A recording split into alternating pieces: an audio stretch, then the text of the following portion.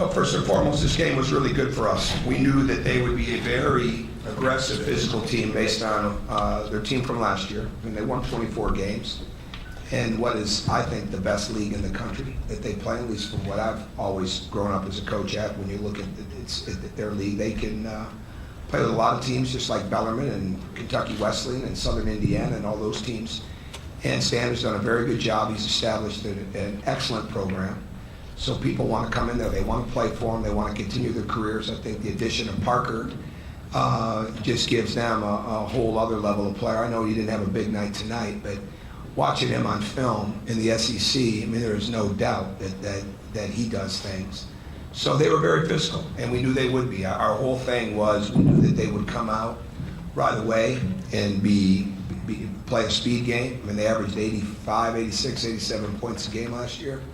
That they would come out and they would get after us, and they would try to impose their will and their strength and toughness, and they did. They did, and we started to understand that we've got to be physical with our blockouts. We've got to get engaged. We're playing, obviously, a lot of guards that have not had to have a huge responsibility on the defensive rebounding side, but guard rebounds are going to be paramount for our team, just like they're paramount for any successful team. There were a lot of long rebounds tonight when you look at the fact that we took 22 threes and they took 36. We didn't get enough of those. But we've got to continue to go in and use our quickness, and as we get stronger, because obviously it's not like the teams we're seeing are not going to be physical, whether it's non-league or whether it's in the league. So that's all part of the improvement process for us. But this was a very good game for us to have to respond, for us to have to come back, for us to continue that run that we were making during the first half. And then to mix things up, to play different ways defensively. And we have a lot to learn. We have a lot to learn about overhelping on non-shooters and on people that are just in there to create that help. But we did a lot of things on the fly, and I thought our guys tried to respond. And we had some, obviously we don't have a very deep bench. So I thought guys came in and played the minutes that were very extended. They did a good job in that, and again, that's good for us too, because there's going to be nights that these young guys are going to be in the game, for a lot of minutes when we're trying to get big wins. I kept Colin and Max. We kept Colin and Max on a minute limit, and I was able to stay inside of that. And this gives us some real valuable tools to continue to learn from as we get ready for the regular season. I guess, what do you think needs to improve about the rebounding from tonight, and how much maybe is it also just going to naturally improve once Troy gets back?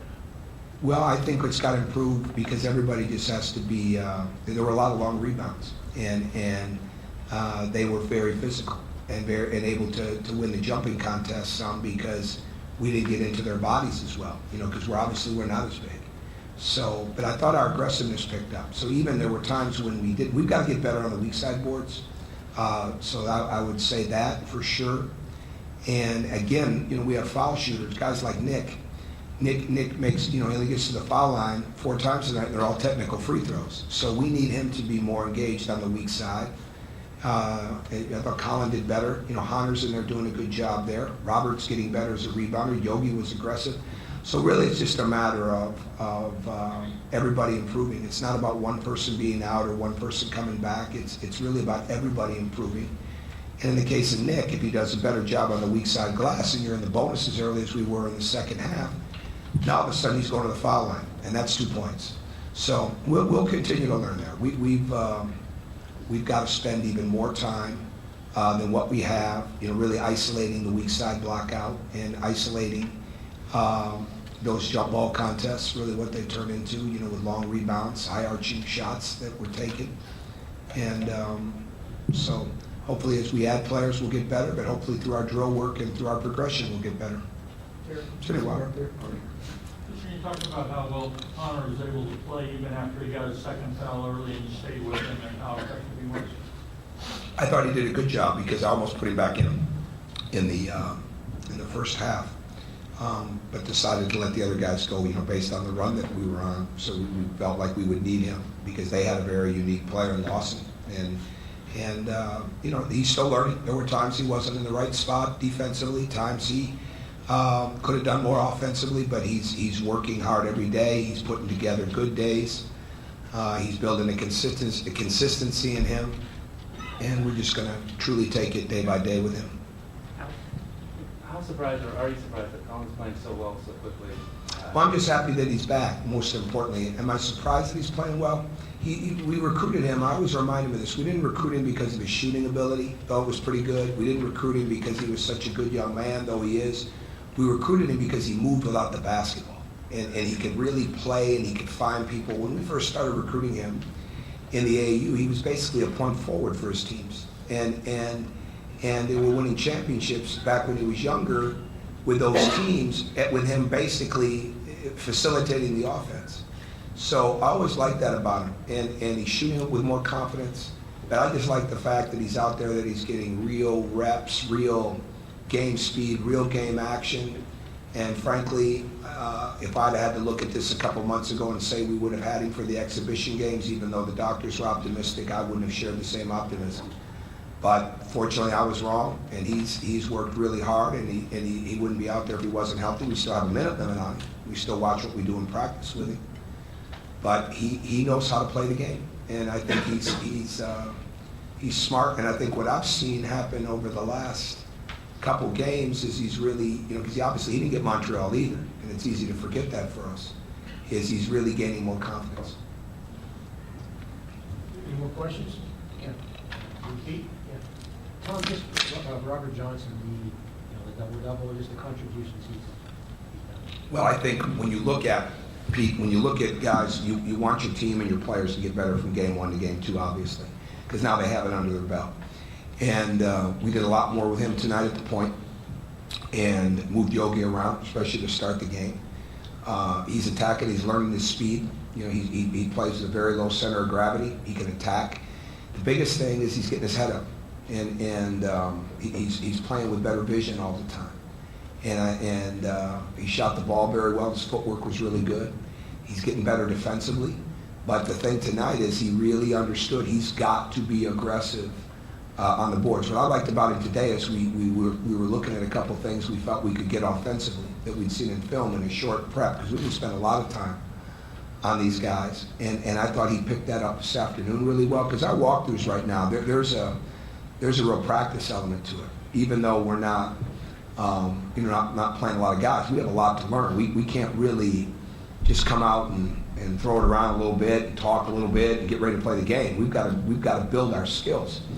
And he did a good job, and he carried that to the game. So I love that his confidence was strong tonight, because again, his vision, his tenacity, his ability to drive it, and then his footwork, and it really just got down and guarded in a pretty good way. So proud of his efforts and his improvements.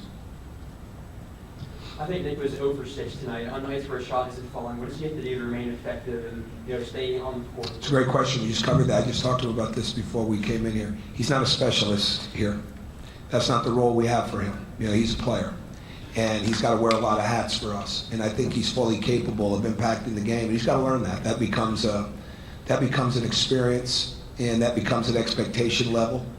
He's very, very smart player. It's like the fouls. He caught the ball in the post a couple times, and he turned it over because he didn't spread out and play. He hasn't done a lot of posting up probably in his college life. But the bottom line is he's got to spread out play, be comfortable with that, and it's the same thing in the rebounding. He doesn't have to be a great leaper, but he's got to be a technician, so to speak. He's got to have physicality. He's got to step inside and use his body. He's got to get into people. So I think it's just a matter of that. And at the same time, when his shot isn't going, he can't get distracted. And I thought tonight he didn't get distracted in the second half. We're asking him to do a lot, and he'll get a lot better. That's the biggest reason that we took him. It wasn't just because he was a 1 or 2 trick guy. He's going to get better and be able to do a lot of different things for us, hopefully. Last question. First media timeout, you find yourself down and Indianapolis playing well. How can I'm sorry? First media timeout, yeah. You're down. How can that experience of getting back early help you through that? Oh, it's invaluable, because they were playing very, very aggressively. We hadn't answered that aggressive call yet. And I think until they get in those situations And until they get in those situations, they don't really know what that means. And so that was very good for them. I mean, nobody panicked. I mean, and it was just a matter of really bearing down and doing a better job. We were challenging shots pretty well. We weren't finishing it with a defensive board, or we weren't getting into their bodies, or we weren't getting back. They came with great speed. I don't think our guys were like, this is for real. This team averaged 86 points a game last year. They're for real. I mean, they're a really good team. It's one of the reasons that we brought them. You know, that we wanted to play them. I love his team. I think he does an excellent job, and they're going to be very good. I mean, I think that's going to be fun for their football team. Has been so fantastic. Their strength coach was down, was with the basketball team, and I know what they've done in football. A lot of respect for their baseball coach. Baseball program's outstanding. A lot of respect. I met their softball pitcher this summer when my son was pitching up there. All she does is set records. That's a fantastic athletic environment. And I wasn't surprised. I think our team was a little surprised, but they got over that shell-shocked variance pretty quick, because it's only going to get harder. And that they learned that they could come back from that. Fortunately, we have some time to get better, and I think we will. Thank you.